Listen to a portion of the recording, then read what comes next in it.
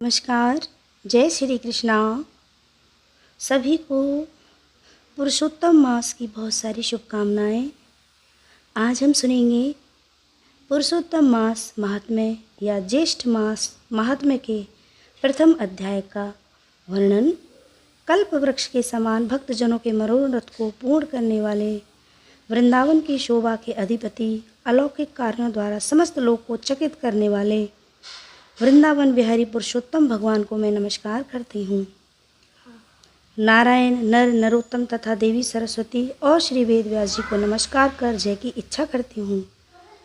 यज्ञ करने की इच्छा से परम पवित्र नैमिषारण्य में आगे कहे गए बहुत से मुनि आए, जैसे असित, देवल, पैल, सुमंतु, पिपलायन, सुमति, कश्यप, जाबाली, भृगु, अंगिरा, वामदेव, सुतीक्ष्ण, सरभंग, पर्वत, आपस्तंभ, मांडव्य, आगस्त्य, कात्यायन, रथितर, ऋभु, कपिल, रैभ्य, गौतम, मुद्गल, कौशिक, गालव, कृतु, अत्रि, भृभु, त्रित, शक्ति, बधु, बोधायन, वसु, कौंडिन्य, पृथु, हारित, ध्रुम, शंकु,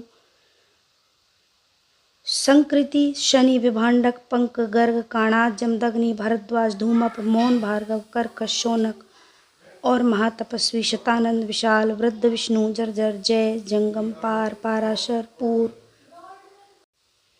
महाकाय, जैमिनी, महाग्रीव, महाबाहु, महोदर, महाबल, उद्दालक, महासेन, आर्त, आमलक प्रिय, ऊर्ध्वबाहु, ऊर्ध्वपाद, एकपाद, दुर्धर, उग्रशील, जलाशी, पिंगल, अत्रि, ऋभु, शांडिर, करुण, काल, कैवल्य, कलाधार, श्वेतबाहु, रोमपाद, कद्रु, कालाग्नि, रुद्रक, श्वेताश्वर, आद्य, शरभंग, पृथुश्रव आदि।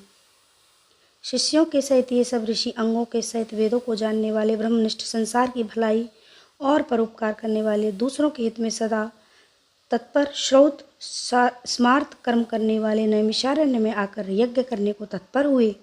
इधर तीर्थ की इच्छा से सूत जी ने अपने आश्रम से निकले और पृथ्वी का भ्रमण करते हुए नैमिषारण्य में आकर शिष्यों के सहित समस्त मुनियों को देखा। संसार समुद्र से पार करने वाले उन ऋषियों को नमस्कार करने के लिए पहले से वहां इकट्ठे थे। प्रसन्नचित्त सूत जी भी वहां जा पहुँचे।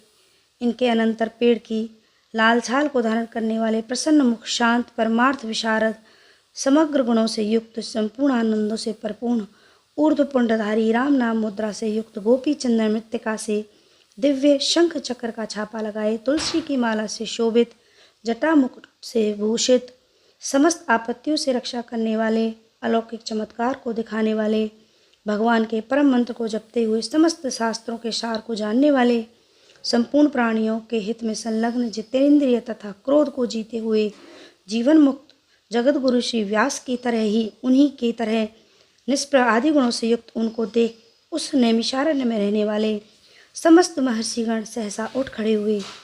विविध प्रकार की विचित्र कथाओं को सुनने की इच्छा प्रकट करने लगे। तब नम्र स्वभाव सूत जी प्रसन्न होकर सब ऋषियों को हाथ जोड़कर बार बार दंडवत प्रणाम करने लगे। ऋषि बोले, हे सूत जी,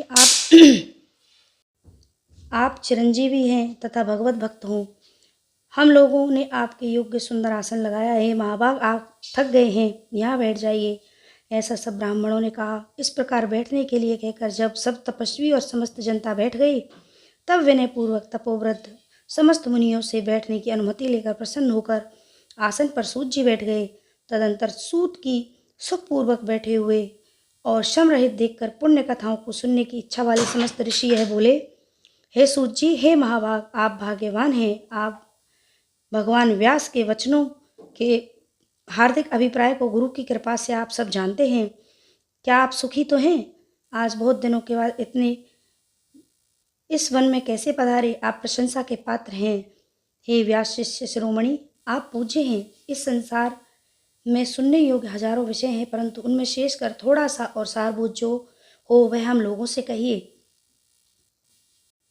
हे महाभाग, संसार समुद्र में डूबते हुए को पार करने वाले तथा शुभ फल देने वाले आपके मन में निश्चित विषय जो हो वही हम लोगों से कहिए।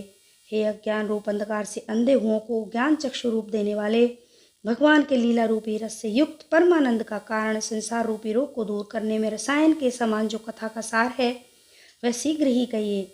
इस प्रकार शौनकादिक ऋषियों के पूछने पर हाथ जोड़कर सूत जी बोले, हे समस्त मुनियों, मेरी कही हुई सुंदर कथा को आप लोग सुनिए। हे विप्रो, पहले मैं पुष्कर तीर्थ को गया, वहाँ स्नान करके पवित्र ऋषियों, देवताओं तथा पितरों को तर्पणादि से तृप्त करके तब समस्त प्रतिबंधों को दूर करने वाली यमुना के तट पर गया।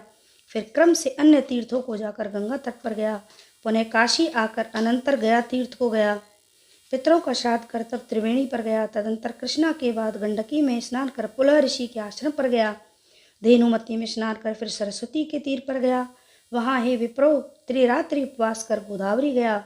फिर कृतमाला, कावेरी, निर्विंध्या, ताम्रपर्णिका, तापी, व्यायसी, नंदा, नर्मदा, शर्मदा नदियों पर गया। पुनः चमरणवती में स्नान कर सेतु बंधु रामेश्वर पहुंचा। तदंतर नारायण का दर्शन करने के हेतु बद्री बन गया। तब नारायण का दर्शन कर वहाँ तपस्वियों को अभिनंदन कर पुनः नारायण को नमस्कार कर और उनकी स्तुति कर सिद्ध क्षेत्र पहुंचा। इस प्रकार बहुत से तीर्थों में घूमता हुआ कुरु देश तथा जांगल देश में घूमता फिरता हुआ हस्तिनापुर। हे द्विजो, वहाँ यह सुना कि राजा परीक्षित राज्य को त्याग बहुत ऋषियों के साथ परम पुण्यप्रद गंगा तीर गए हैं और उस गंगा तट पर बहुत से सिद्ध हैं भूषण, जिनका ऐसे योगी लोग और देवर्षि वहाँ पर आए हैं। उसमें कोई निराहार, कोई वायु भक्षण कर, कोई जल पीकर, कोई पत्ते खाकर, कोई श्वास को ही आहार कर, कोई फलाहार कर, कोई फेन का आहार कर रहते हैं। हे द्विजो, उस समाज में कुछ पूछने की इच्छा से हम भी गए। वहाँ ब्रह्मस्वरूप भगवान महामुनि व्यास के पुत्र, बड़े तेज वाले, बड़े प्रतापी श्री कृष्ण के चरण कमलों को मन में धारण किए हुए श्री सुखदेव जी भी आए। उन 16 वर्ष के योगीराज आँख शंख की तरह कंठ वाले, बड़े लंबे चिकने बालों से घिरे हुए मुख वाले, बड़ी पुष्ट कंधों की संधि वाले, चमकती हुई कांति वाले, अवधूत रूप वाले, ब्रह्म रूप धूपते हुए, लड़कों से घिरे हुए, मक्षिकाओं से जैसे मस्त हस्ती घिरा रहता है उसी प्रकार धूल हाथ में ली हुई स्त्रियों से घिरे हुए सर्वांग धूल रमाए महामुनि सुखदेव जी को देख सब मुनि प्रसन्नता पूर्वक हाथ जोड़कर सहसा उठकर खड़े हो गए। इस प्रकार महामुनि द्वारा सत्कृत भगवान शुक को देखकर पश्चाताप करती हुई स्त्रियों तथा साथ के बालकों को जो उनको चढ़ा रहे थे दूर से ही खड़े रह गए और भगवान शुक को प्रणाम करके अपने अपने घरों को चले गए। इधर मुनि लोगों ने सुखदेव के लिए ऊंचा और बड़ा उत्तम आसन बिछाया। उस आसन पर बैठे हुए भगवान शुक को कमल को कर्णकाओं जैसे कमल के पत्ते घेरे हुए रहते हैं, उसी प्रकार मुनि लोग उनको घेरे बैठ गए।